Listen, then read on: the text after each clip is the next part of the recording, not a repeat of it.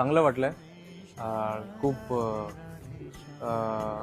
खूप खूप वेळ झाल्यानंतर आरती भेटली आता करायला. परफेक्ट टायमावर आलो आम्ही आणि चांगलं वाटलंय. थँक्यू बोललो त्यांना. आणि अजून काय बोललो? तुम्ही काय बोलले तिकडे? जे बोलायचं बोलले तिकडे. फक्त थँक्यू बोलून आले. येत असतो आम्ही इकडे रेग्युलर. बाबांना माहिती आहे.